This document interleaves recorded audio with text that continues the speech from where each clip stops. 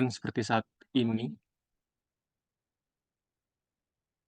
kita banyak diberikan kemudahan, terutama dalam menuntut ilmu, di mana hanya dengan berbekal ponsel pintar kita saja, kita sudah dapat mengakses video-video pembelajaran Islami melalui platform seperti YouTube atau Yahoo, dan bahkan menghadiri pengajian online seperti yang sedang kita kerjakan saat ini.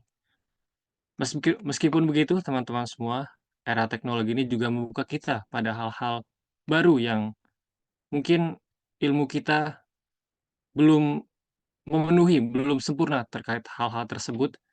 Ilmu-ilmu yang kita dapatkan terkait agama Islam di sekolah dasar atau sekolah menengah atau mungkin sekolah lanjut belum mencukupi untuk hal-hal baru yang muncul baru-baru ini dengan kemajuan teknologi. Salah satu contohnya adalah jasa titip barang yang pastinya kita sudah tidak asing lagi sebagai orang yang tinggal di luar negeri.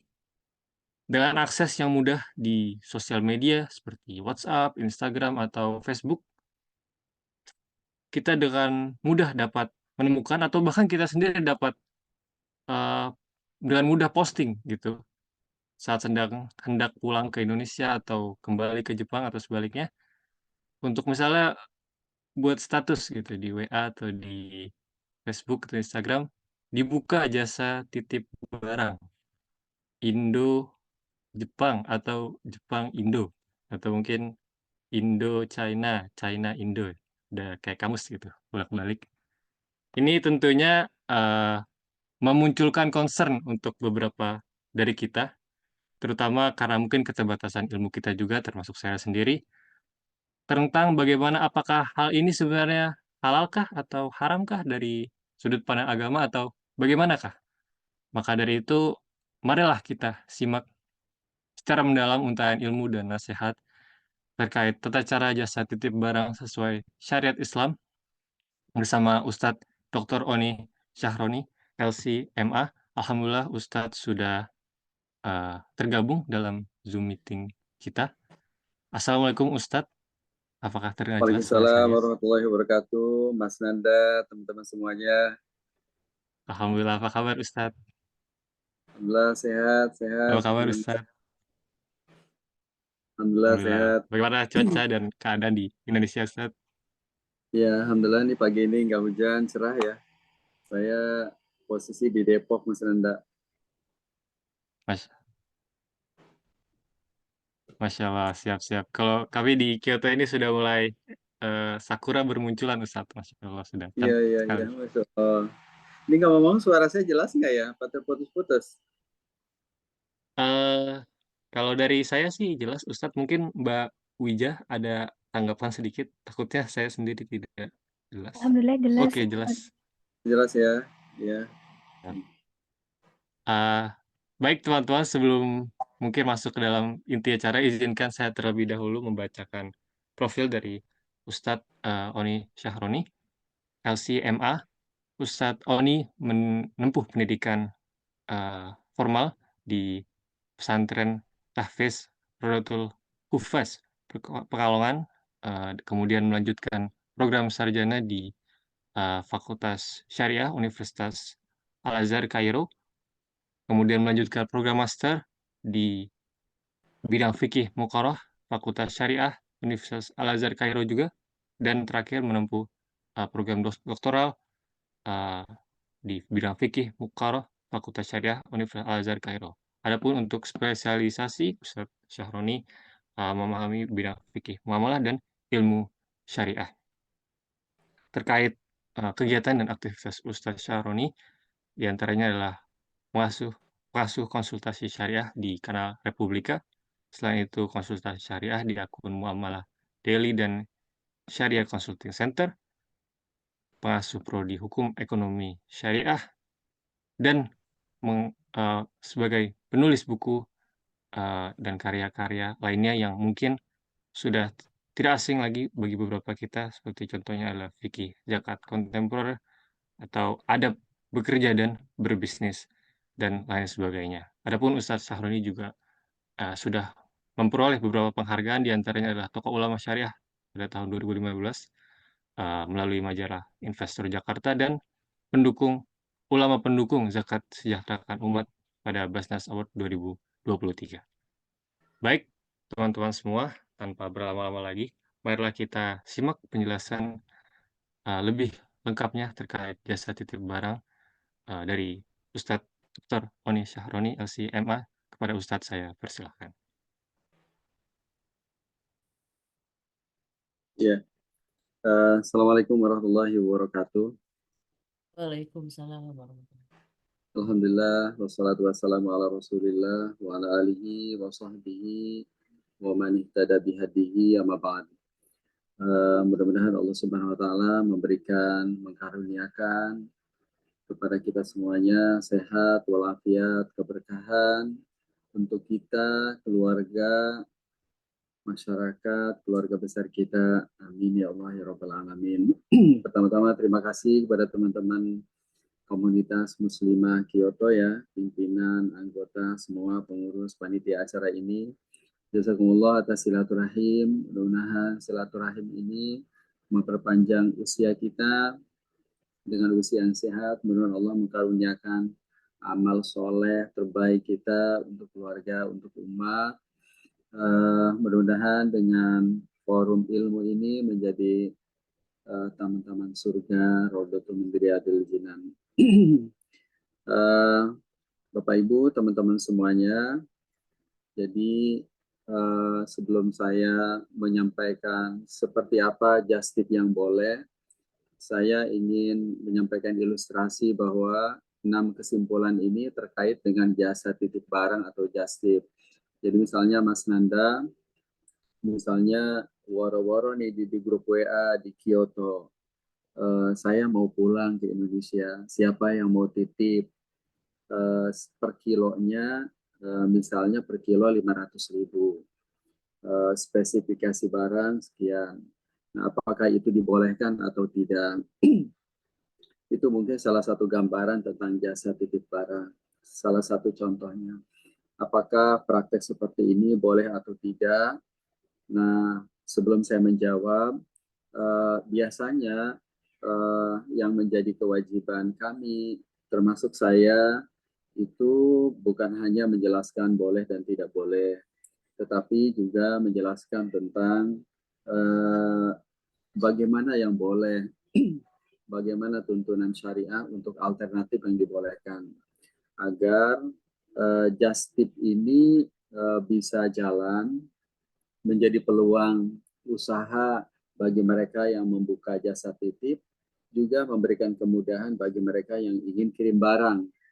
Jadi intinya bagi saya dalam forum ini bagaimana menjelaskan yang ini yang tidak boleh, yang itu yang boleh sebagai alternatif. Nah, kesimpulannya teman-teman semuanya, just tip itu dibolehkan dengan 6 ketentuan. Nanti di bagian akhir saya akan sampaikan tentang kenapa ketentuan ini, apa dalilnya, apa tuntunannya. Tapi sebelum itu kita ingin jelaskan tentang bahwa boleh bersyarat. Yang pertama, barang yang dibeli oleh penerima titipan itu halal. Jadi ada saya di Kyoto, ada Mas Nanda. Jadi Mas Nanda setelah woro-woro di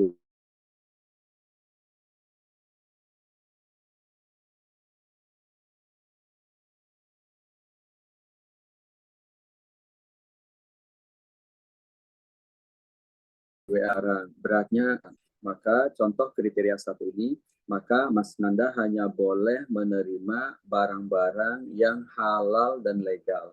Jadi nggak boleh, jadi kalau bisa di list di Facebook atau di WA Group ditulis aja kalau memang nanti nggak enak. Kalau ada orang japri nitip sesuatu nggak halal, kita nggak enak nolaknya. Dari mulai awal ditulis aja.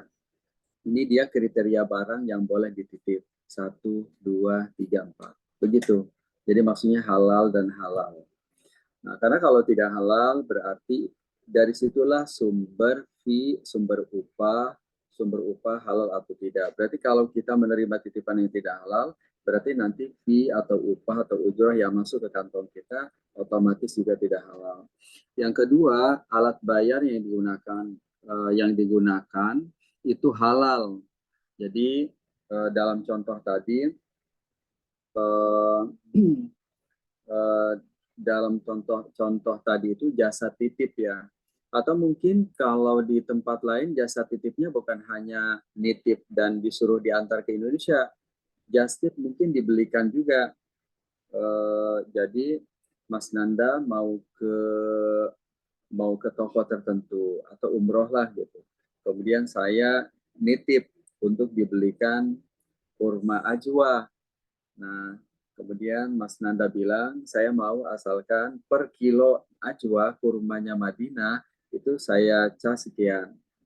Nah, berarti kalau dalam contoh yang kedua ini, itu berarti ada pembeli, saya pembeli, penjualnya toko di Madinah, kemudian yang menyediakan jasa penitipan itu Mas Nanda. Nah, kalau saya bayar nanti maka alat bayar yang digunakan jika harus menggunakan fitur tertentu harus syariah. Jadi bisa cash, bisa debit. Kalau debit berarti pakai debit rekening bank syariah, jangan konven. Kalau ternyata harus berutang dan menggunakan kartu kredit, ya kartu kreditnya kudu syariah. Itu nomor 2. Jadi kita ingin kawal nih dari hulu ke hilirnya supaya sesuai dengan tuntunan. Yang ketiga, nah upah. Penyedia jasa dalam contoh ini Mas Nanda di Kyoto, itu upahnya kudu ditentukan di awal nominalnya. Jadi per kilo itu 100.000, per 2 kilo 200.000.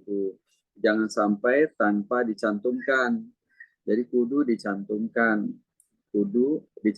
Jangan sampai udah jalan barang, kemudian baru ditentukan. Jadi mungkin lebih clear dalam bentuk nominal ya di awal. Nah, itu nomor 3. Nomor 4, buat kesepakatan tambahan terkait saat gagal atau terlambat serah terima dan klausul sejenisnya. Di nomor 4 nanti kalau ada Mas Nanda ini kan udah woro-woro, kemudian ada yang japri. Pada saat japri itu share aja klausul baku biar nggak buat-buat gitu. Ini dia bagi pelanggan, bagi customer. Nah, klausul yang perlu ditambahkan selain 1, 2, dan 3, selain 1, 2, dan 3 itu selain 1, 2, dan 3 itu klausul terkait dengan bagaimana kalau terlambat barang, bagaimana kalau gagal serah, bagaimana kalau barangnya rusak di jalan. Nah, itu mungkin yang perlu siapa yang harus memberikan ganti rugi. Intinya sih kalau dalam fikih itu pokoknya setiap ada kerugian real, maka yang mengakibatkannya itulah yang bertanggung jawab. Begitu prinsipnya mengikuti kaidah ta'wid.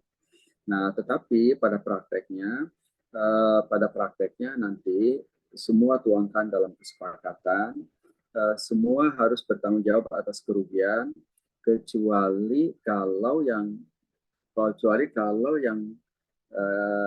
sosok yang mengalami kerugian itu merelakan. Yang kelima, ketentuan tersebut dituangkan dalam perjanjian, dipahami, disepakati. Jadi kalau ada yang japri, share aja tuh ketentuannya. 1, 2, 3, 4, 5, 6. Tegaskan lagi, udah baca apa belum, disepakati apa belum, harganya sekian, gitu. Begitu ditegaskan kembali.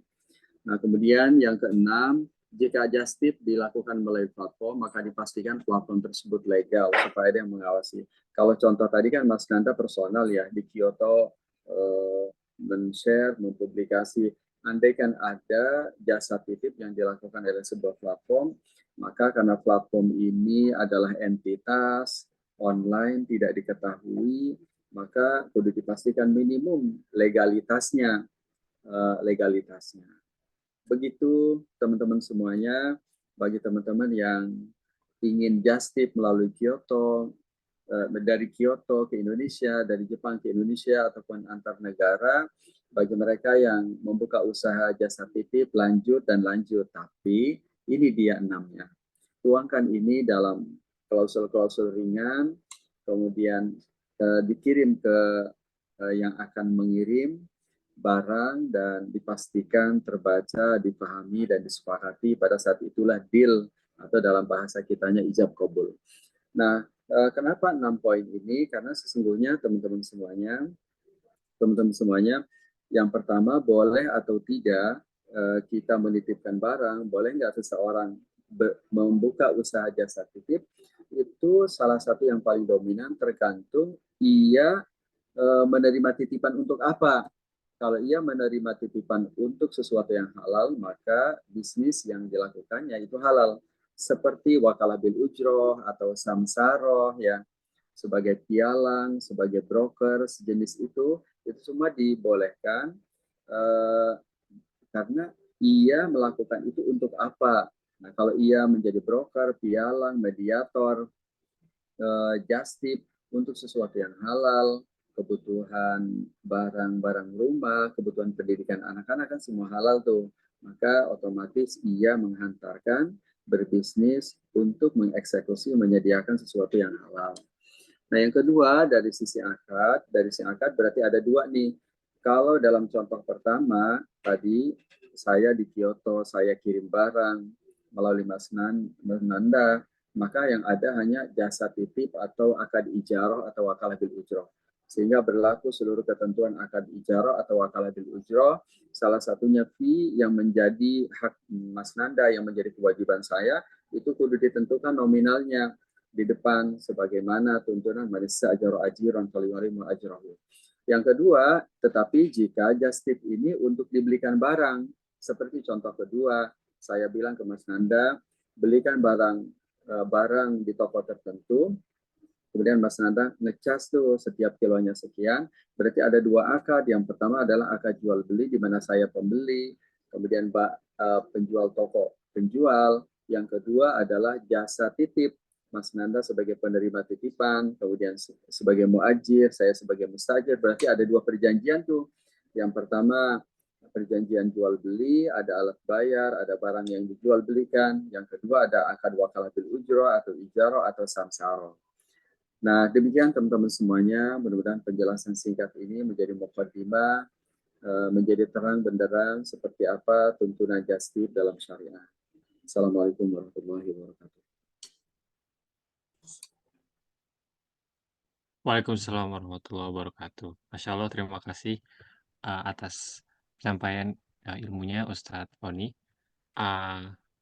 Mungkin kita bisa langsung beralih ya ke sesi tanya jawab. Mungkin kita perlu banyak uh, contoh dan apa bagaimana sih realnya kalau kita sedang jadi orang yang menjustip.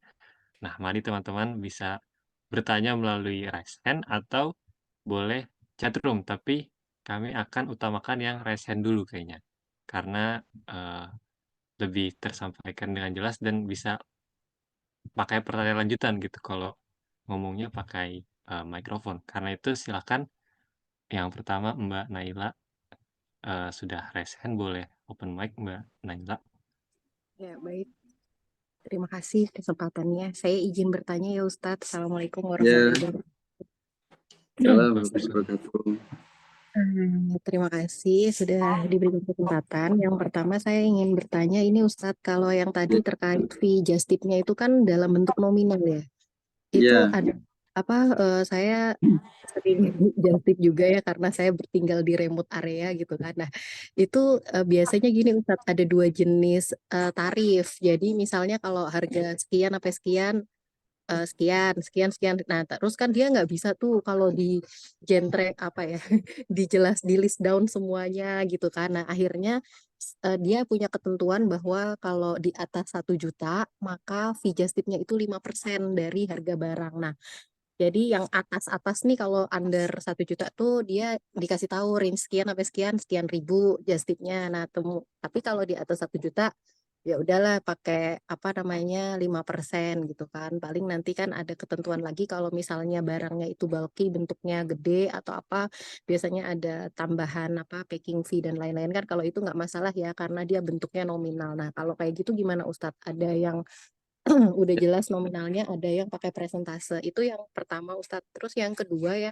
itu apakah kalau yang terkait pembayarannya Ustadz itu tergantung akadnya yang tadi Ustadz sebutkan wakalah bil ujroh atau seperti apa ya? Maksudnya kan ada yang menyebutkan bahwa oh kalau just tip tuh nggak boleh dibayarin dulu sama si just tipernya gitu, si orang yang dititipin, karena jatuhnya nanti utang terus dia jadi ada tambahan kan. Berarti kayak kita baiknya itu apakah kita memang harus sebaiknya yang si nitip ini, nah itu dia naruh dulu gitu Ustadz, deposit sekian nanti akan di refund. Nah itu mana yang lebih ahsan menurut Ustadz? Itu mungkin Ustadz jazakallah khair.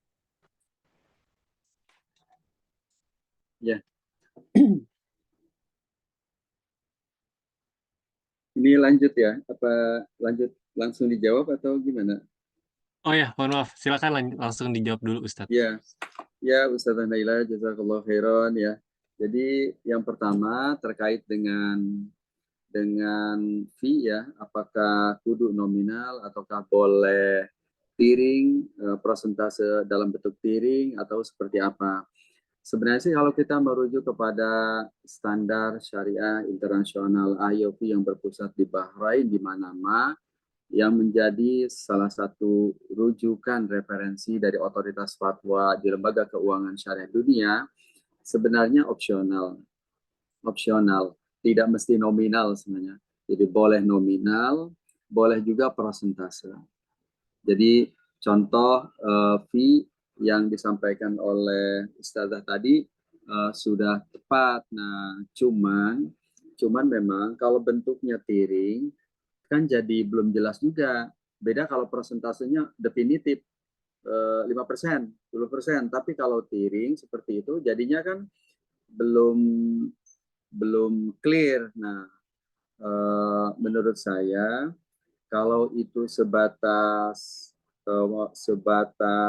promo, sebatas pengumuman, nggak apa-apa. Tapi nanti pada saat ijab kabul, pada saat japrian, pada saat deal, ijab kabul, kan udah ketahuan tuh barang yang dititip apa, barang yang minta dibelikan tuh apa, sehingga sudah ketahuan dia ini 5% atau 10%. Jadi kembali ke kata kunci jawaban, bahwa contoh yang disampaikan Ustazah Naila tadi, prosentase tapi dalam bentuk tiring, boleh nggak ada masalah. Nah, cuman agar ia definitif, tidak opsional, mungkin dalam bahasa fikihnya tidak goror, besaran harganya, nanti pada saat ijab kabul, kudu dipastikan sebenarnya 5% dari berapa, itunya tuh. Jadi yang terpenting sebenarnya presentasinya nggak apa-apa, tapi yang perlu dipastikan 5%-nya dari apa dan berapa, kira-kira begitu. Nah, jadi pada saat ngedarin promo boleh begitu, tapi nanti pada saat ijab kabul kudu definitif 5%-nya dari apa dan berapa gitu. Begitu, saudara. Nah, kemudian yang kedua terkait dengan pembayaran sebenarnya nggak ada isu. Mau setelah disepakati nominal dan besarannya atau persentase, mau dibayar tunai ataupun tidak tunai pun tidak ada masalah. Tidak ada masalah. Jadi baik wakalah bil ujroh, samsaroh, baik dalam bentuk atau atau ju'ala pun tidak ada masalah. Kalau tunai atau tidak tunai, baik tidak tunainya dari kantong si penitip ataupun dari kantong si penerima titipan. Andaikan pilihannya minta ditalangin dulu pun tidak ada masalah.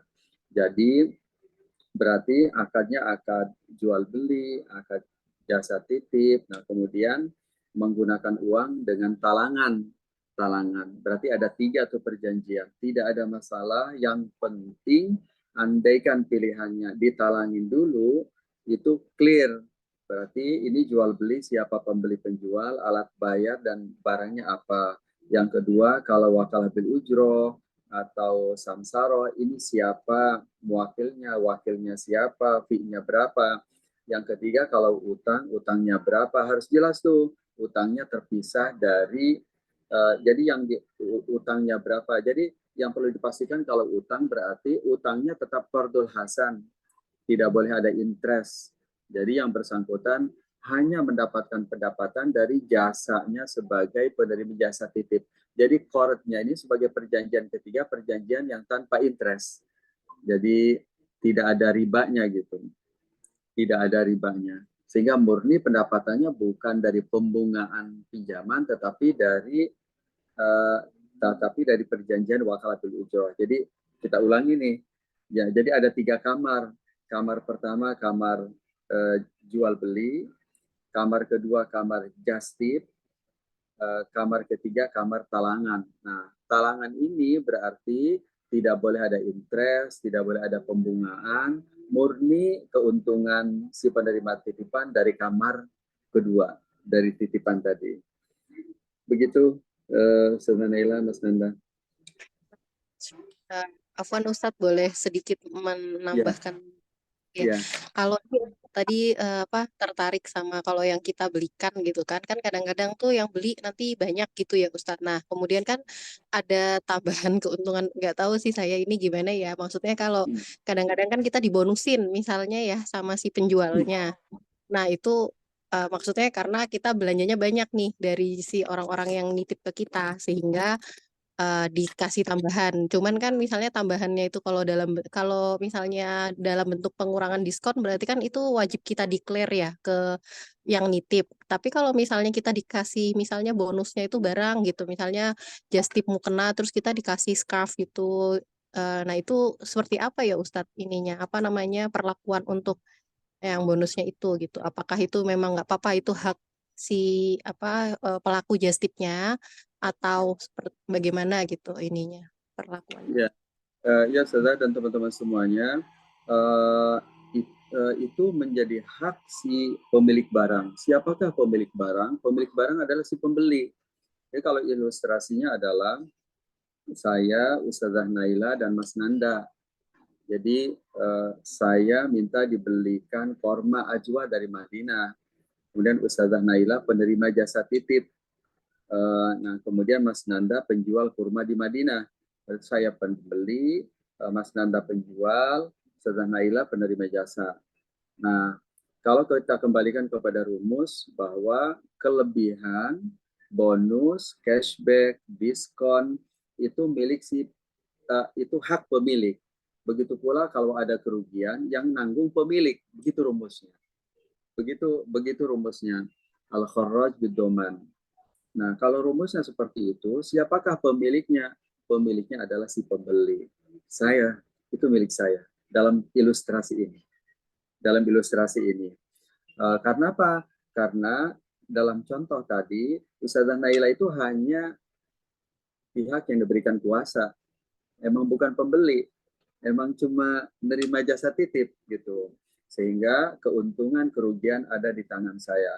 Kalau ada cashback, bonus, diskon, itu sebenarnya milik saya. Itu poin pertama. Nah, poin kedua, kan kita juga perlu enak-enak ya. Perlu simple gitu. Jangan sampai ini membuat bisnis jadi terhambat nih.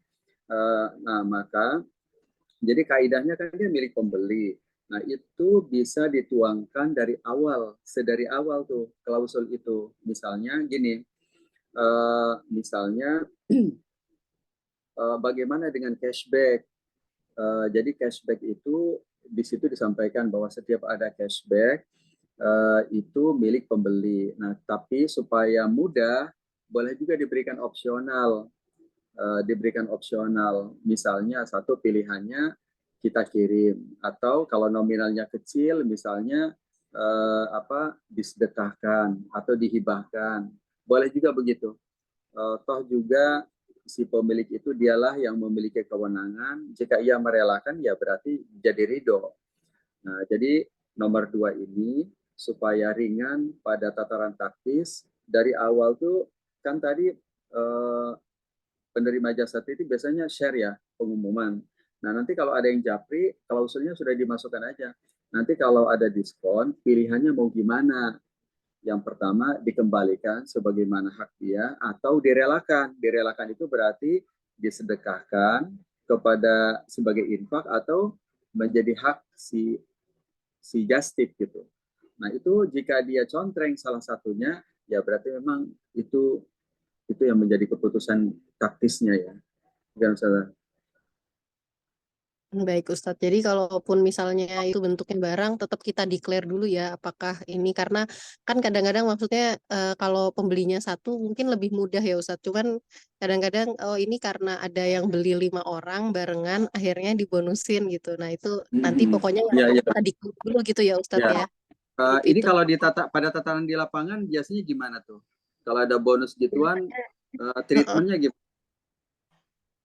Ya paling sih di ini kalau bonusnya itu sebenarnya kalau yang bonusnya perorangan itu ya kita gampang aja bilang tapi ini acak ya kemarin dapetnya gitu kan. Nah kadang-kadang itu ya pas kita beliin di mall atau di apa gitu kan ya terus ininya orangnya baik hati aja gitu karena udah kenal ya sama justiper yang ada Ya, gitu. ya. Terus ditambahinnya dalam bentuk barang gitu. Nah itu yang karena gabungan banyak banget kan ya Ustadz ya yang apa yang nitip itu jadi kadang-kadang kita bingung sih jadi ya paling sih kadang-kadang di ini aja di declare aja gitu ini tambahannya scarf kadang-kadang scarfnya ya ada yang new ada yang defect gitu kan itu sih paling itu mungkin Ustadz ya baik Ya, nanti ya, insya Allah jadi apa yang penting kita declare aja ke pembelinya ya. kan sebagai benar Betul, apa betul, tersebut betul.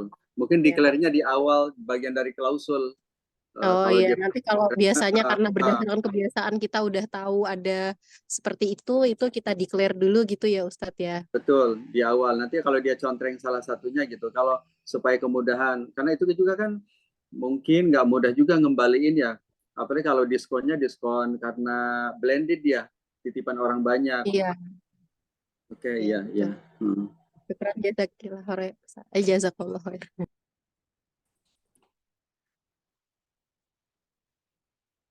Baik, terima kasih Mbak Naila atas pertanyaannya dan Ustadz Oni atas jawabannya. Semoga dapat menjawab. Eh, Selanjutnya ada pertanyaan dari kolom chat. Oh, sorry. Mbak Indri sudah angkat tangan, jadi diutamakan dulu yang angkat tangan. Silakan Mbak Indri, boleh bertanya. Boleh open mic. Oke, halo, Assalamualaikum Ustadz, selamat pagi. Waalaikumsalam, ya Mbak Idri. Iya, jadi saya udah beberapa kali just tip nih Ustadz, jadi ada yang kalau misalnya, jadi ada tuh yang saya emang udah kayak tadi ya, misalnya harga kayak tadi Mbak sebelumnya, kayak misalnya dari harga 0 rupiah sampai 50.000, 100.000 just tip fee-nya 10.000 gitu, jadi segini just tip fee-nya segini, itu saya udah declare udah kasih tau di awal. Tapi saya juga melakukan just tip kemarin ke Bangkok ya. Bangkok itu kan banyak banget ya Ustadz ya baju-baju, terus makanan dari makanan kering, makanan basah. Itu saya ya langsung aja misalnya saya fotoin bajunya, terus saya nggak kasih tahu harga aslinya berapa, tapi saya langsung lampirin harga segini sudah include fee just tip gitu. Misalnya harga bajunya misalnya 190.000.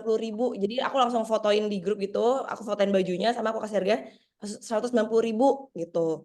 Nah itu apa namanya? Kalau kayak gitu caranya, apakah itu nggak benar? Apakah memang harus orang tuh apa customer saya emang harus tahu ini harga asli segini, harga justifinya segini, apa gimana ya Ustaz? Ya, Karena itu kayak banyak, maksudnya kalau itu banyak banget gitu loh. Dan aku tuh kayak foto-foto banyak gitu. Jadi memang niat niat berangkat tuh emang untuk just tip. Maksudnya saya niat just tip saat di sana saya niatin terus foto-foto langsung taruh harga di situ. Dan memang sudah ada channel grupnya gitu sih Ustadz. ya, ya. Izin Mas Nanda berarti saya respon langsung ya. Iya, kalau sudah clear Ya, boleh langsung ya. direspon aja Ustaz. Ya, ya Mbak Indri. Mbak Indri ini saya mau ngasih penjelasan sekaligus solusi nih. Siap. Solusi. Jadi ada 2 poin Mbak Indri. Jadi yang pertama adalah sebenarnya kalau just tip mengikuti kaidah kuasa, wakalah bil ujroh sebagai mediator, memang dia kudu terpisah. Ini harga beli dan ini fee-nya. Fee-nya boleh dalam bentuk nominal, boleh dalam bentuk prosentase dari harga beli, boleh dalam bentuk tiring tadi. Dengan syarat pada saat ijab kabul clear prosentase dari apa. Itu nomor 1. Nomor 2, sebenarnya Mbak Indri bisa melakukan ini. Tapi nanti isi just tip-nya Mbak Indri bukan jasa titip. Memang Mbak Indri penjual. Memang jadi Mbak Indri nanti merubah just tip menjadi dropship. Oh, Mbak Indri maksudnya dropship. jadi saya beli dulu gitu bagaimana Pak Ustadz? Nggak apa-apa. Tidak tunai juga nggak apa-apa. Jadi Mbak Indri pertama seperti dropship ya. Dropship itu kan belum punya barang ya. Dropship itu kan broadcast beberapa barang yang akan dibeli, belum punya juga. Kalau reseller kan udah punya. Kalau dropship kan nggak punya tuh. Foto-foto dikirim, di broadcast di Facebook, ada yang japri, ada yang minat, ada yang minat, kemudian kita sebagai penjual,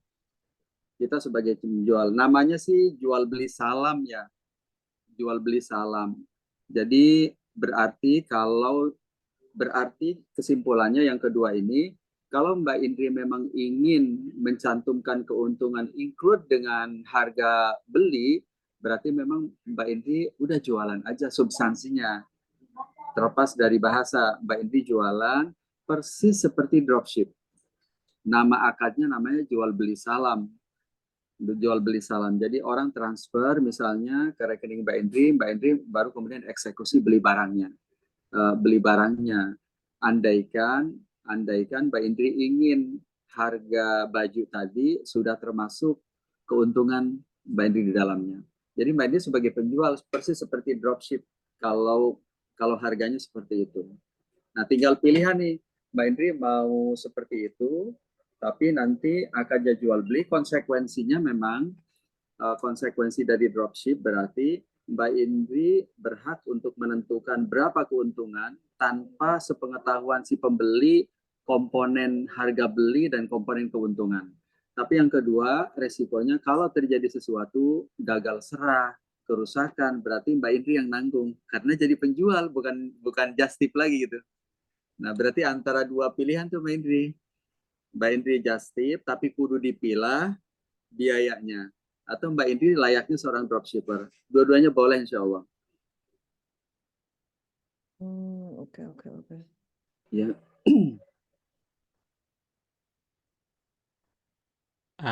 Cukup Mbak Indri atau ada pertanyaan lanjutan? Oke. Saat ini cukup. Oke, siap.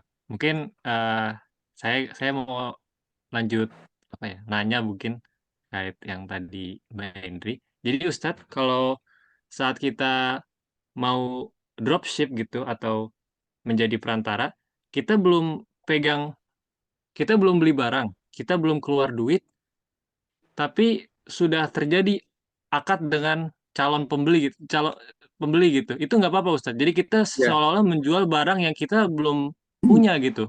Kita belum Ya. punya barangnya, kita jual gitu. Ya. Apa nggak apa Ustadz? Ya. Oh ya, tadi saya ada satu poin yang buat Mbak Indri. Mbak Indri, dropship juga ada ketentuannya. Jadi tadi boleh, cuman kalau saya kan supaya bisnis jalan, saya buat ini boleh, tapi ini ada syarat-syaratnya. Syarat-syarat dropship itu ada sih di IG saya di Muamalah Daily, mungkin bisa dirujuk, bisa dicantumkan juga di perjanjian dengan customer.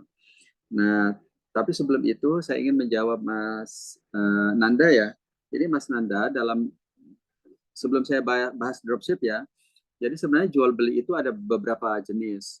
Pertama, uang tunai, barang tunai. Kalau kami di Indonesia beli bubur ayam pagi ini, uang tunai, uang kami serahkan 10.000 dapat bubur ayam. Jadi uang tunai, barang tunai. Yang kedua, ada barang tunai, uang tidak tunai. Namanya murabahah seperti KPR di Bank Syariah. Jadi beli belum tunai, rumahnya sudah bisa kita tempati. Itu yang kedua. Yang ketiga dibalik. Dibalik Mas Nanda. Dibalik apa nih? Yang dibalik. Yang dibalik berarti uang tunai, barang ini dikirim kemudian. Seperti pesan kue custom. Pesan baju dijahitin custom. Nah, berarti kan butuh proses ya. Butuh proses. Atau kalau di e-commerce misalnya 3 hari itu. 3 hari. Jadi uang tunai, barang tunai. Inilah yang nomor 3 yang kita katakan dalam bahasa fikihnya jual beli salam. Dia masuk dalam klaster jual beli. Di mana uang tunai, barang dikirim kemudian. Bedanya apa dengan just tip? Kalau just tip, risiko ada di pembeli. Ada di siapa pembelinya berarti? Yang nitip. Tapi kalau di dropship berarti resiko keuntungan ada di pundak si ini tadi Mbak Indri. Di Mbak Indri. Gitu ya. Nah, Jadi kembali ke pertanyaan Mas Nanda, boleh tadi mengikuti ketentuan jual beli salam. Hadisnya itu hadis Rasulullah, man aslafa, barang siapa yang beli di mana uang tunai barang tidak tunai, fal yusli fi kaili ma'lum wa wazni ma'lum ila ajri ma'lum. Kira-kira kalau kriteria yang disebutkan Rasulullah itu kita praktekkan hari ini, kalau jual itu baju yang di Hong Kong kudu jelas warnanya apa, ukurannya apa. Kalau tidak cukup dengan dipoto, dijelasin di bawahnya. Atau kalau ada customer yang japri, konfirm ulang.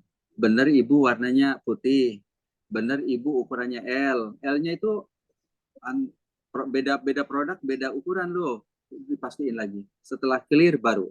Nah, itu namanya bikaili ma'lum wa wazni ma'lum ila ajali ma'lum. Nah, di antara ketentuan dropship yang harus dipenuhi adalah yang pertama berarti baju dalam contoh Mbak Indri di Hong Kong kudu jelas mereknya apa, warnanya apa, terutama mungkin ukuran kali ya. Karena rentan banget tuh. Udah jauh-jauh kirim ternyata kekecilan gitu. Nah, itu ya. Nah, yang kedua barangnya dikirim, uangnya dikirim kapan dan seperti apa. Mau pakai kartu kredit, apa debit, usahakan kalau kita sih kalau bisa yang syar'i di awal aja nih. Nah, kemudian yang ketiga ada hak khiar kalau bisa, karena belinya ini barangnya nggak ada di depan mata. Kalau bisa, kalau gagal serah, kalau terlambat bayar, atau bahkan rusak di tengah jalan, siapa yang nanggung? Itu pertanyaan. Disepakati aja di klausulnya. Terus siapa yang nanggung gitu. Ini sesuai dengan hadis Rasulullah, man isyara syai'an lam yarahu fa huwa bil khiyari idza ra'ahu.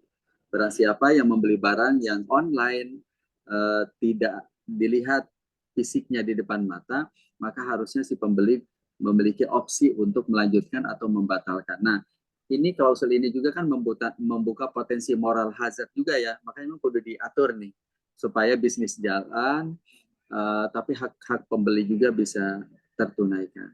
Demikian Mas Nanda. Pak Ustadz, maaf aku mau nanya lagi.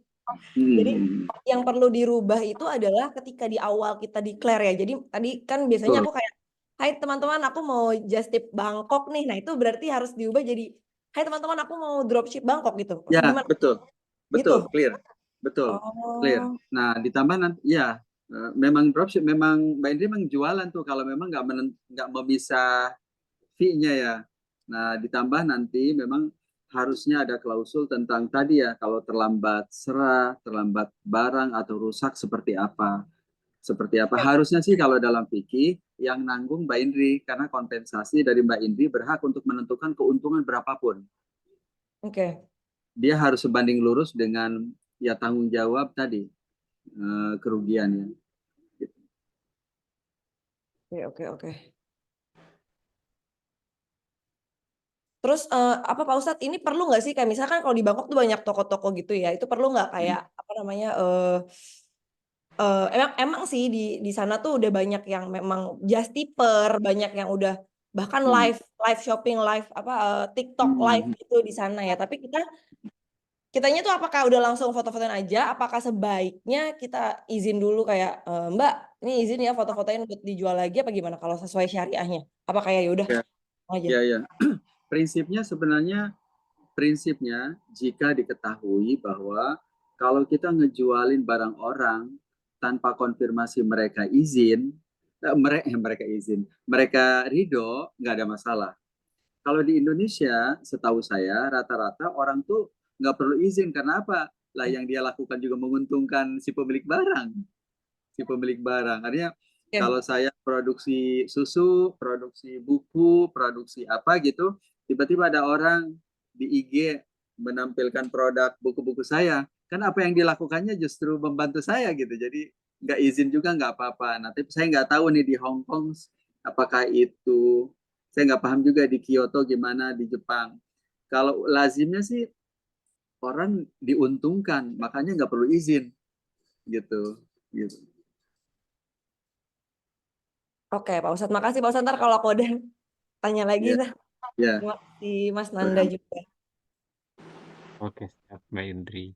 Mungkin biar ada waktu buat mikir juga buat kita mau nanya apa. Kita beralih sedikit ke pertanyaan yang agak berbeda dari Mbak Wija.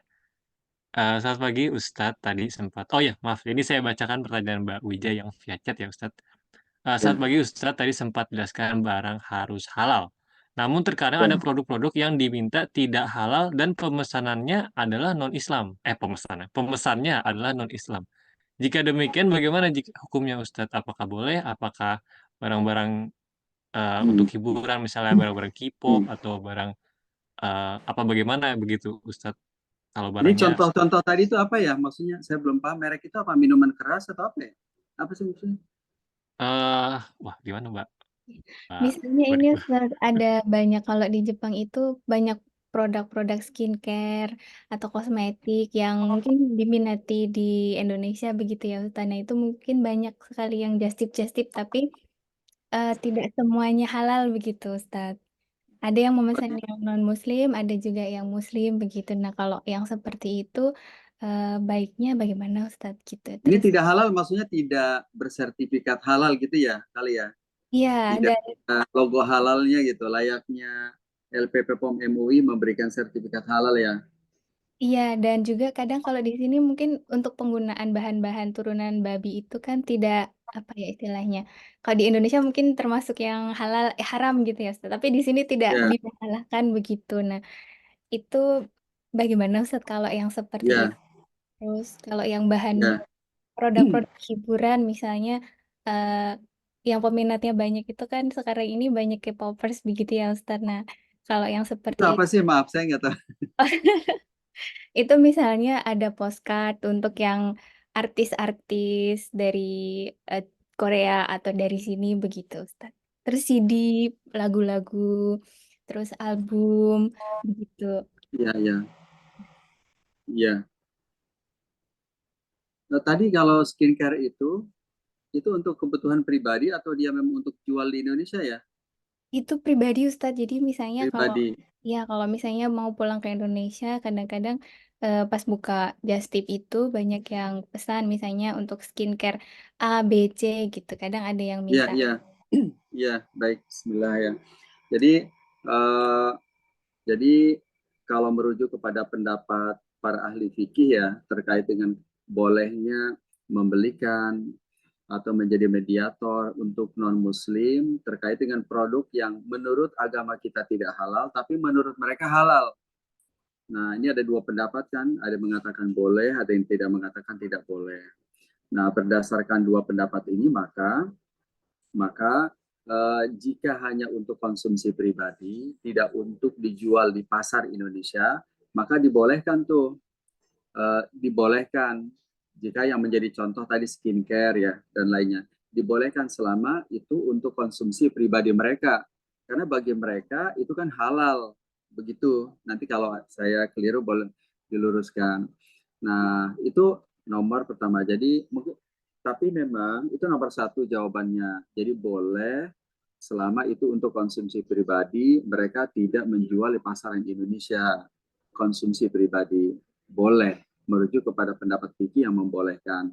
Yang kedua, nah tapi mungkin perlu juga tuh dianalisis akibat terutama untuk jual beli barang-barang tertentu, misalnya apa CD film atau nyanyian terhadap ini hanya saya juga hanya kira-kira terhadap apa idola, terhadap apa mengidolakan sosok seseorang. Jadi mungkin ini nggak terkait dengan halal haram, cara kita memitigasi aja. Jadi jangan sampai kita supplier CD lagu-lagu ini jadi menambah apa masyarakat si ini nih jadi mengidolakan mereka gitu justru. Itu sih mungkin yang saya catatan sedikit ya, catatan. Jadi kalau tadi kan skincare apa nggak ada isu. Mungkin kalau yang jadi contoh tadi ya, film atau CD untuk penyanyi-penyanyi yang digandrungi oleh apa milenial, kaum muda, mungkin perlu dianalisis, jangan sampai ini jadi menambah mereka menjadi maniak, itu menjadi mengidolakan mereka, menambah gitu. Gitu Ustaz mungkin.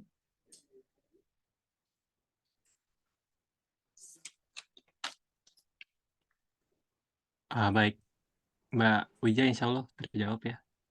Alhamdulillah, insya Allah terjawab Ustaz. Terima kasih banyak. Oke, baik. Bentar. Selanjutnya ada pertanyaan via chat dari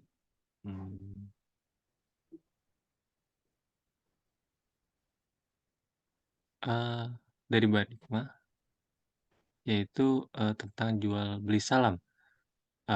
Pertanyaannya begini Ustadz, tentang jual beli salam, apakah harus bayar cash di awal atau boleh kita bayar setelah pesanan kue jadi misalnya? Iya. Bagaimana Ustadz? Nah, ya siap. Saya kan nyari solusi ya, yang menurut Kiki boleh. Tapi ada yang tidak boleh juga sih. Nah, jadi yang tidak boleh adalah, jadi kalau salam itu cash di awal. Kalau ada jual beli, udah ijab kabul, udah deal, tetapi dua-duanya tidak tunai, itu nggak boleh. Itu nggak boleh. Nah, jadi maksudnya nggak boleh gini. Kita ini ada tahap pemesanan, ada tahap deal. Kita ini ada masa penawaran, di mana promo itu kita share ke media sosial, tapi nanti ada ijab kabul. Yang nggak boleh pada saat ijab kabul, nggak boleh dua-duanya tidak tunai. Nggak boleh. Nah, itu satu. Nah, sekarang kita cari solusi nih.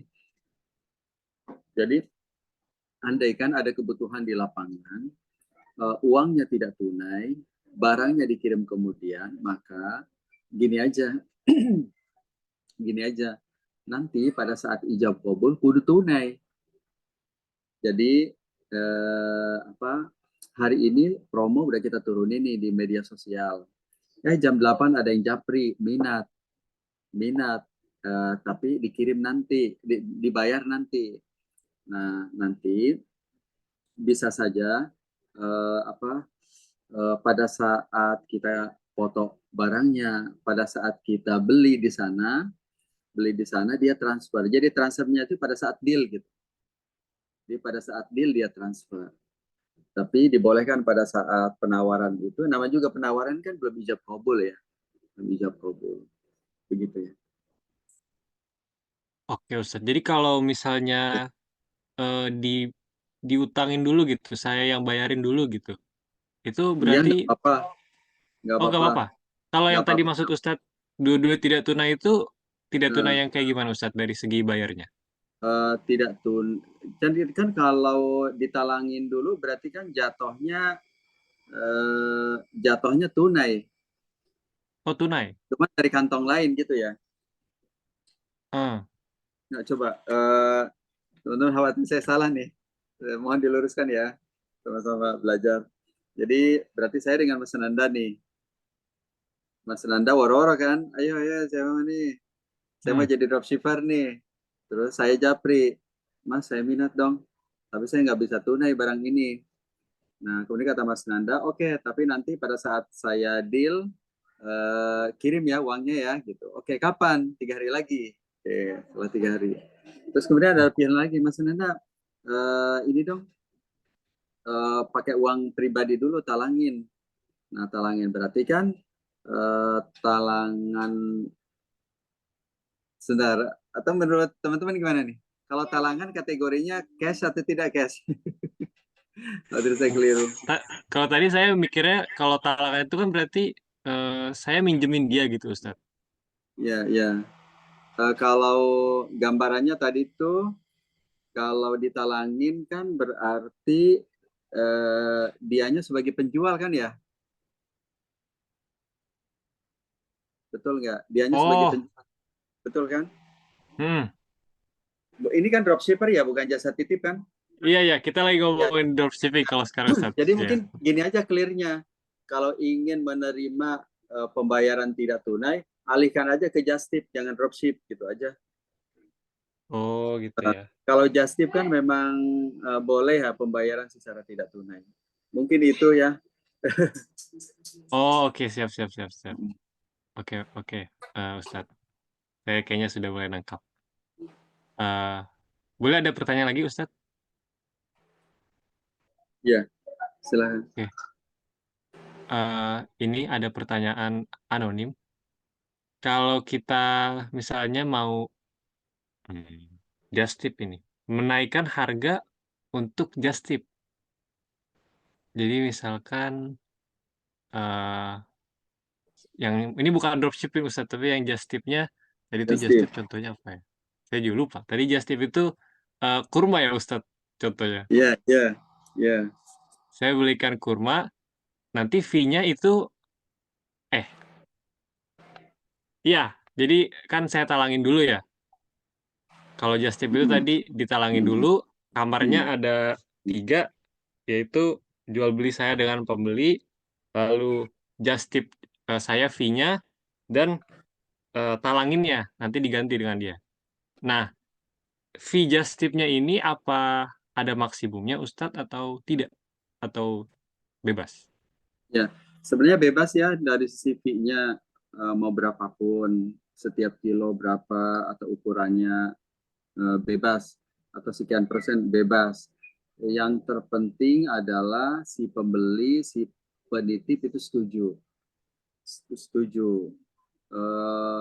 Mungkin bagus diberikan gambaran dalam promo kita bahwa barangnya segini supaya mereka juga tahu bahwa ini nih standar, ini nih mungkin bisa melakukan pembandingan. Jadi kesimpulannya sih tidak ada batas, boleh teman-teman memberikan tarif, tapi yang dipastikan adalah tahu mereka itu baca, paham bahwa kita itu menetapkan tarif sekian. Itu yang pertama. Yang kedua, dari sisi adab ya, bukan halal haram, dari sisi adab, memang si penerima titipan itu tuntunannya mengenakan tarif sesuai dengan kelaziman harga pada umumnya. Di kisaran itu tidak mesti sama. Kalau per kilo misalnya 100.000 ya jangan jauh-jauh dari angka itu, 110 atau 95.000 gitu. Adabnya sih, tapi intinya sih bebas ya, boleh menetapkan tarif just tip-nya berapa aja, yang penting disepakati. Oke, jadi asalkan sudah sepakat itu gak apa-apa ya Ya, Ustadz. Mau berarti ini ya, kalau mau ditalangin dulu kah? Mau uangnya langsung ditransfer dulu kah? nggak Selama kedua apa-apa, pihak setuju nggak apa-apa. fee-nya sekian Ya, itu aman, boleh. aman. Begitu pula Oke nanti Ustadz. nanti kalau ada perubahan harga, Kalau diskon gitu. kembali ke harus ngobrol lagi. Kalau di tengah jalan pengen naikin tarif misalnya, kudu ngobrol lagi, nggak boleh sepihak. Iya, Kudu atas dasar kesepakatan lagi. iya, siap. Saya mau, mungkin ini masih dari saya Ustadz ya pertanyaannya. Boleh Ustadz ya? Ya, boleh. Oke, untuk yang tadi saya talangin dulu Ustadz. Misalkan tadi kan Ustadz mention ada 3 kamar gitu ya, yang tadi juga saya mention, yaitu ada fee-nya dan ada saya talanginnya. Misalkan saya katakan begini, saya di Kyoto gitu ya, dititip sama teman saya di Indonesia gitu, tolong beliin sepatu dong. Nah, saya cek lah Ya, tuh sepatunya ke tokonya, oh ada barangnya. Saya kasih tahu nih harga aslinya tuh 3.500.000 misalnya. Nah, terus saya bilang lah ke dia, ini harganya 3.500.000, saya kasih harga asli gitu. Lalu dia bilang gitu, tolong beliin dulu dong, pakai duit saya. Nanti dia bilang, nanti saya ganti lebih besar, 3,6 gitu. Jadi saya dapat 100.000. Saya nggak minta, tapi dia kasih gitu. 3,6 dan itu di awal. Nah, karena saya awalnya mikir kalau ini itu saya meminjamkan dia uang gitu. Karena saya kan nalangin. Jadi saya akadnya meminjamkan gitu kepada dia. Nanti saya sampai Indonesia, saya kasih barang ke dia, dia bayar 3,6 juta. Artinya saya meminjamkan 3,5, tapi saya dapat 3,6. Apakah itu bunga? Apakah itu riba atau Boleh Ya, Ustaz. iya. Iya Mas Nanda dan teman-teman, mungkin dari sisi syariah, pakemnya hanya satu. Kalau ada 3 kamar, kamar jual, kamar jualan, kamar titipan berbiaya, bertarif, just tip, yang ketiga kamar nalangin, maka pastikan kalau ada talangan, talangannya sesuai dengan pokok pinjaman. Sesuai dengan pokok pinjaman. Nggak ada interest, nggak ada bunganya. Itu satu. Yang kedua berarti tetap saja pendapatan dia pendapatan dari just tip gitu. Itu saja mungkin pakemnya nih, pakem dari sisi syariahnya. Nah, kemudian yang kedua, jika memang tadi ya pada ini kan kaidahnya udah clear. Jika pada tataran teknis juga ada beberapa kendala, jadi ribet gitu, nggak ringan, maka bisa juga dirubah menjadi dropship, bisa juga menjadi reseller. Toh juga pakai uang dia aja jadi penjual gitu. Iya. Gitu Mas Ananda. Oke, siap. Jadi biar lebih enak tuh di dropship aja udah ya Ustadz, daripada Iya, dipusing-pusingin tadi akarnya iya. bagaimana, Betul. kamar-kamarnya. Gitu. Oke, siap. Terima kasih Ustadz. Bentar. Ada satu dari pertanyaan lagi dari Mbak Nikmah. Ini masih terkait dropship ya, mungkin tadi ada pertanyaan yang akan saya skip, tapi ini masih terkait dropship dulu Ustadz. Jadi Mbak Nikmah ini ingin bertanya kesimpulannya kurang lebih apa benar begini Ustadz? Begini kata Mbak Ya. Nikmah, dropship ini kan jual beli Ustadz.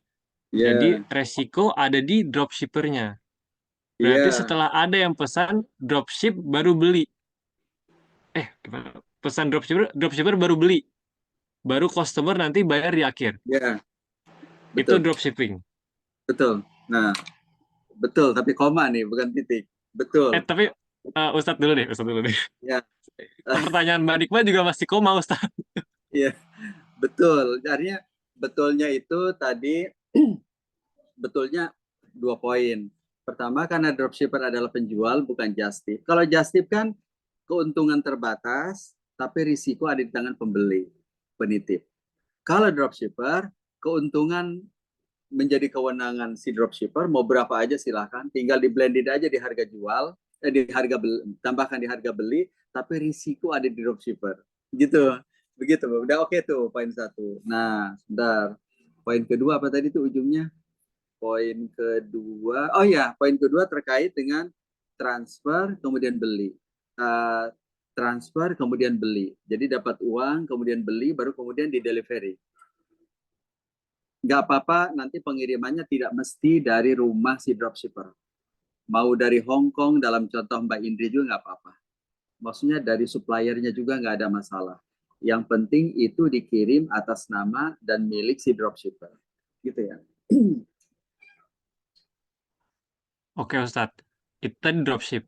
Sekarang kalau just tip artinya customer-nya ngasih saya uang dulu, lalu nanti saya belikan. Ini jadi apa? Kalau nggak salah wakala bin ujrah tadi ya. Lalu saya jadi jadinya baik usalam. baik usalam. Baik usalam jual beli. Jadinya jual beli di mana uang duluan, barang belakangan. Kan tadi jual beli itu ada 3 kan ya. Uang tunai, barang tunai. Tadi seperti kita ke supermarket Sabtu Ahad kalau di Indonesia. Nah, kalau yang kedua barang tunai, uang tidak tunai namanya murabahah seperti KPR di bank syariah di Indonesia. Nah, yang ketiga kebalikan tuh. Uang tunai, barang tidak tunai itulah dia jual beli salam atau istisna.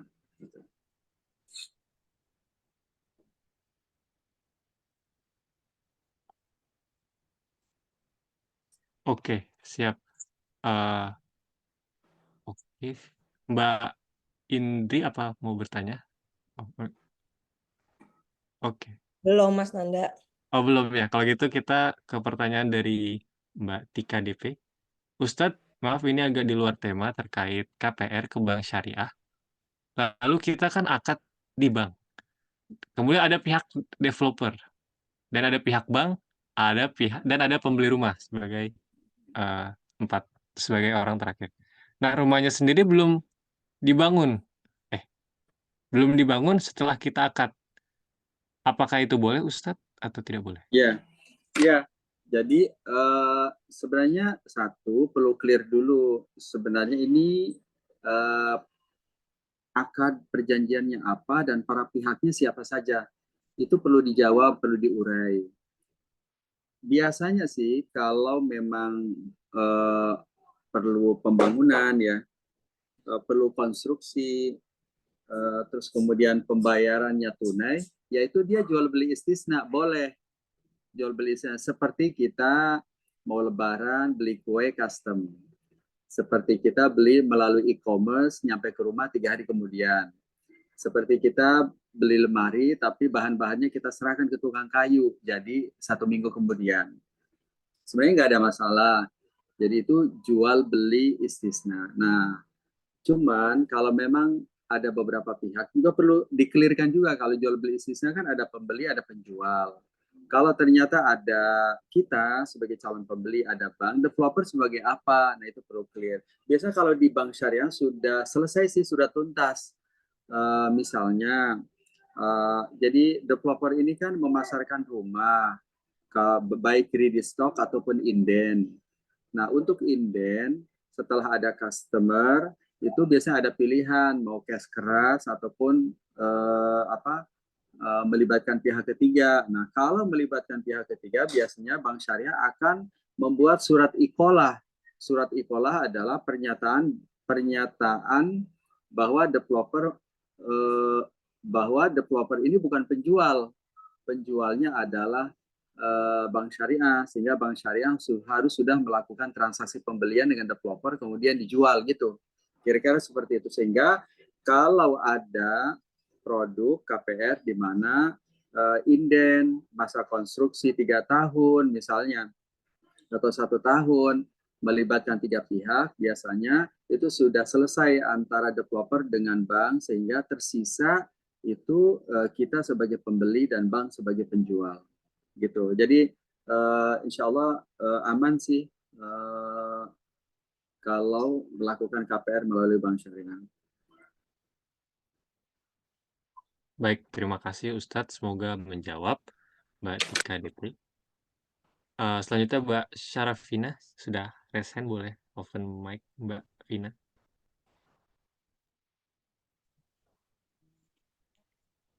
Assalamualaikum warahmatullahi wabarakatuh.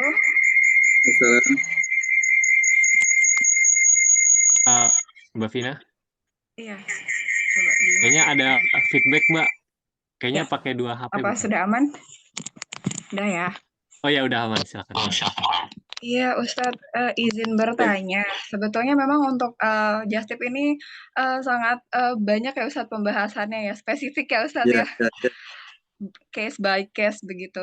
Apa namanya, yang saya ingin tanyakan dari dari yang saya tangkap dari kesimpulan penjelasan dan pertanyaan-pertanyaan yang sebelumnya adalah mungkin yang paling aman itu untuk jual beli barang tapi putus ya Ustadz. Jadi jual beli putus.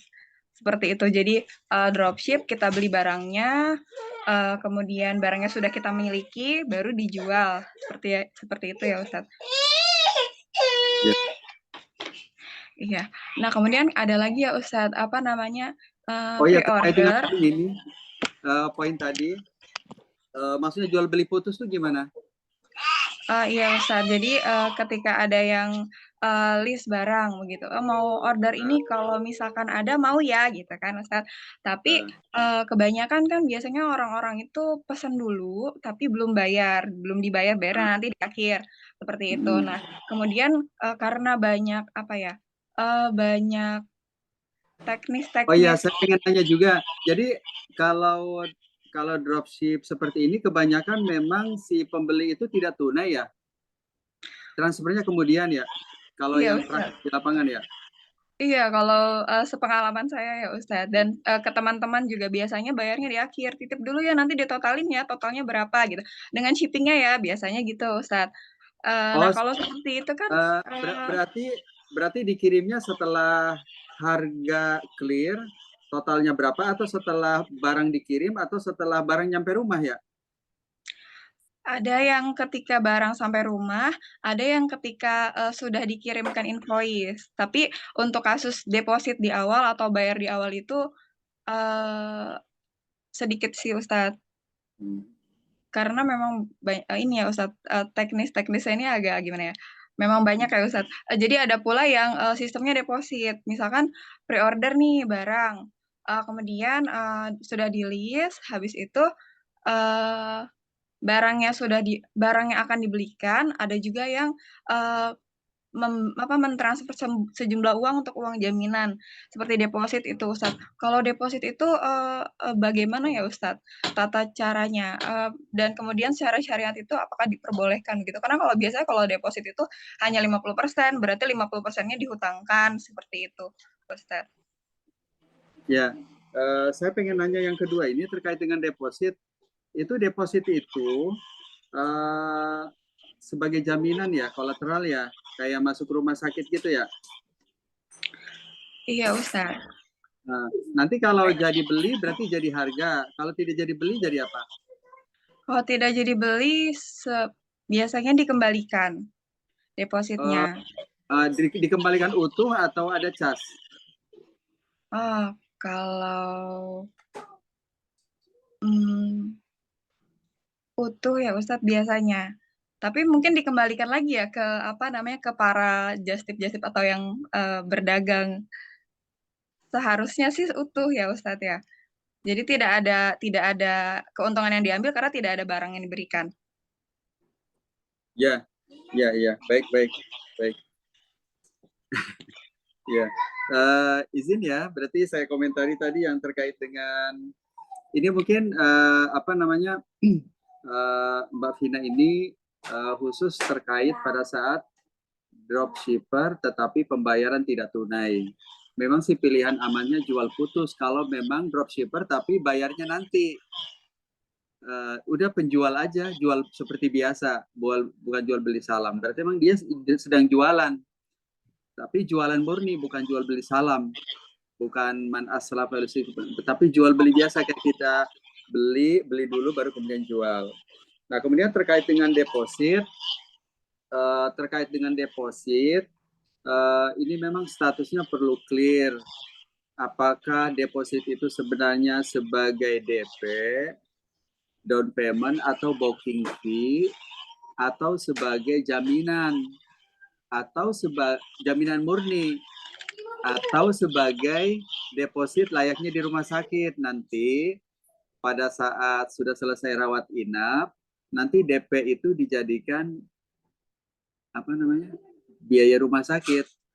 Kalau kelebihan dikembalikan, kalau kurang harus nambahin gitu. Nah, mungkin kita perlu bahas satu-satu statusnya nih, mau diapakan substansinya terlepas dari nama deposit. Kalau memang ia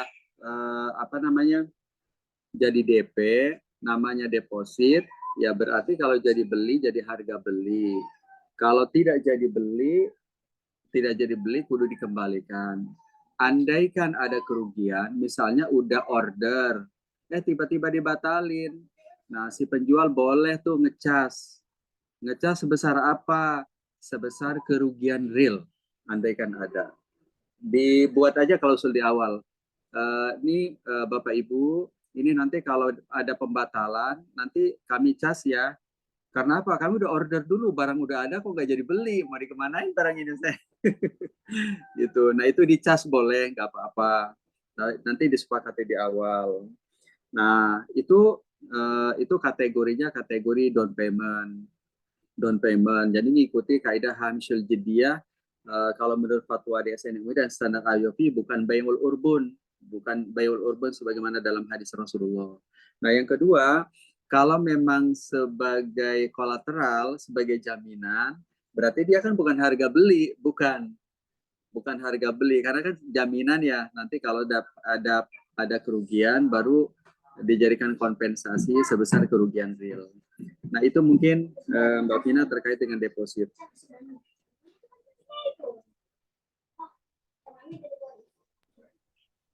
Baik Ustadz.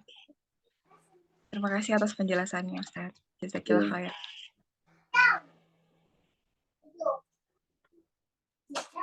Baik, terima kasih Mbak Vina atas pertanyaannya dan Ustadz atas jawabannya.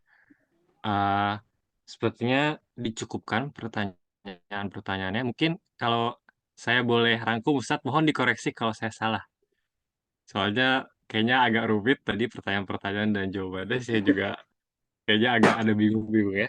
Jadi Ya, ya. pertama-tama saya mau bahas yang just tip dulu. Jadi pertama just tip dan bayarnya tunai.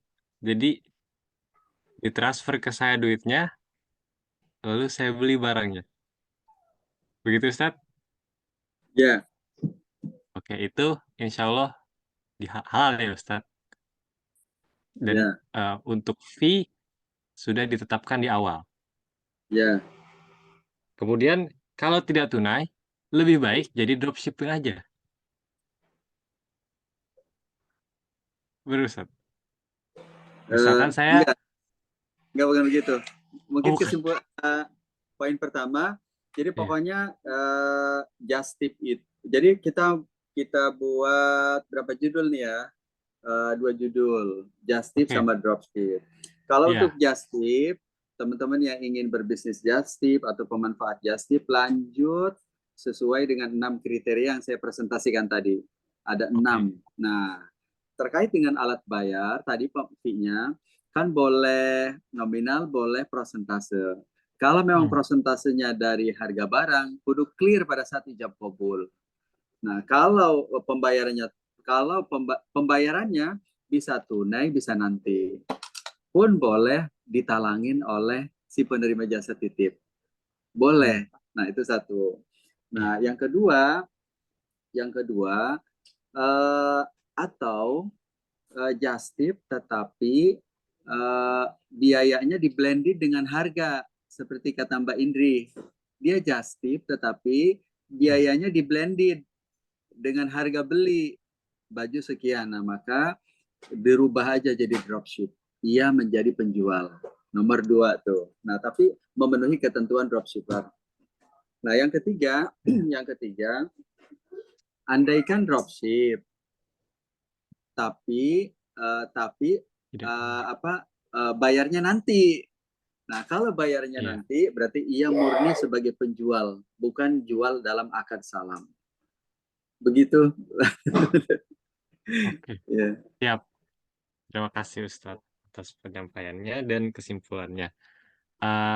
Baik, sepertinya dicukupkan untuk pertanyaan-pertanyaannya. Insya Allah sudah terjawab ya semua pertanyaan, baik yang via chat maupun via raise hand.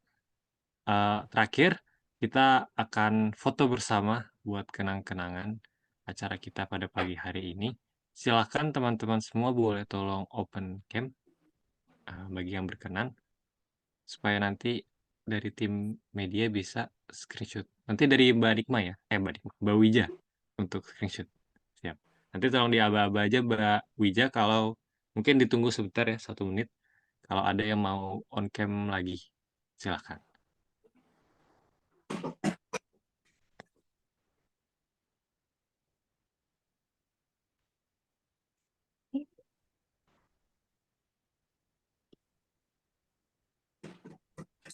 Mau di screenshot sekarang, Mas Nanda?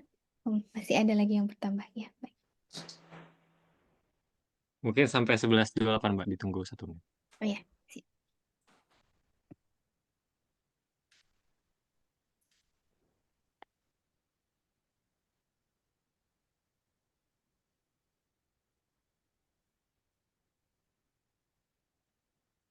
Oke, udah Mbak Nikma. Mbak Wija. Boleh ini sekarang. 1, 2, 3. Sekali lagi ya. 1, 2, 3. Ya, sudah Mas Nanda. Oke, baik. Terima kasih banyak Mbak Wija atas bantuan screenshotnya. Baik, bisa dibilang sudah kita bisa mengakhiri kegiatan kajian tata cara jasa titip barang sesuai syariah kita pada pagi hari ini. Terima kasih banyak Ustadz Oni atas ilmu yang disampaikan. Terima kasih juga atas jawaban-jawaban dari pertanyaan. Dan terima kasih juga bagi yang sudah menghadiri pengajian pada pagi hari ini, termasuk yang bertanya tadi Mbak-Mbak semua.